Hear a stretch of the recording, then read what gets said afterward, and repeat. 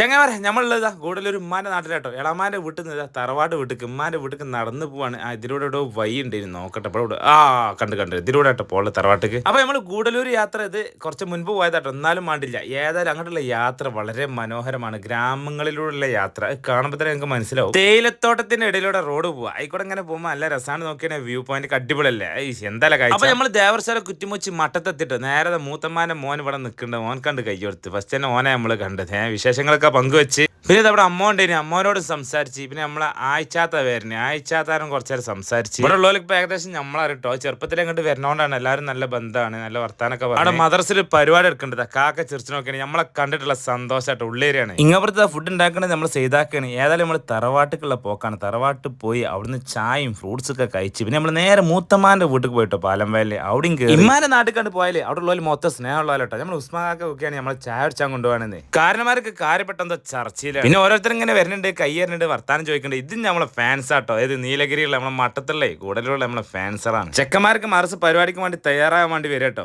ഉച്ച സമയത്തുകൊണ്ട് തന്നെ കുട്ടികളൊക്കെ ഫുഡ് കഴിക്കാണ്.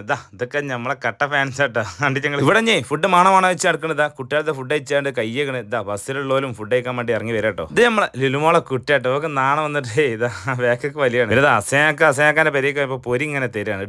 എടുത്തോളി മക്കളെ പറഞ്ഞാണ്. അങ്ങനെ ഉമ്മറാക്കാന്റെ ചായക്കടയിൽ നിന്ന് നമ്മൾ ചായയും കുടിച്ച് ഉസ്മാക്കണ്ടേട്ട് നമ്മളെല്ലാരും ഓരോ ചായ അങ്ങോട്ട് കുടിച്ച് കടി നിന്ന്. അങ്ങനെ മദ്രസിലെ പരിപാടിക്ക് ഫുഡ് കണ്ടേന് അത് പാക്കറ്റ് ആക്കുന്ന കാഴ്ചയാണ് ഇപ്പൊ നിങ്ങൾ കാണുന്നത്. അങ്ങനെ പരിപാടിയും പിരിച്ചുവിട്ട് എല്ലാവരും വീട്ടിലേക്ക് പോണ കാഴ്ചയാണ് ഇപ്പൊ നിങ്ങൾ കാണുന്നത്. അന്ന് നമ്മൾ താമസിച്ചത് മൂത്തമാന്റെ പെരിയിലാട്ടോ. ഓരോട് യാത്രയും നമ്മൾ മൈമേലാക്കാന്റെ കടിക്കുന്നത് ഒറ്റോലി പള്ളിന്റെ നേരെ ഓപ്പോസിറ്റ് ആട്ടോ. നമ്മൾ മൈമേലാക്കാന്റെ ഹോട്ടലിൽ മൈമേലാക്കാരനെ നിങ്ങൾ നാട്ടിൽ പോകുമ്പോ എന്തായാലും ഇങ്ങോട്ട് വരണമെന്ന് നാസ്ത കഴിച്ചിട്ട് പോകാൻ പറ്റുള്ളൂ. അപ്പൊ നമ്മൾ വെറുതെ ആക്കില്ല, നേരെ ഇങ്ങോട്ട് പോകും. കല്ലുമന്ന് ഇങ്ങോട്ട് എടുത്തുകൊണ്ട് ചൂടോർക്കുള്ള പൊറാട്ട നമുക്ക് തന്നത്. കാരണവർ രണ്ടാളും അതങ്ങോട്ട് കഴിച്ച് ഞാനും കഴിച്ചിട്ടോ. നമ്മൾ ഒറ്റക്കല്ല കുടിച്ചത്, മൈമാലേക്കാണ് കുടിപ്പിച്ച്. ആണ്ട് നോക്കിയാൽ ഇത് ചാറിൽ കുത്തിയാൻ ഒരു ആറ്റ തീര.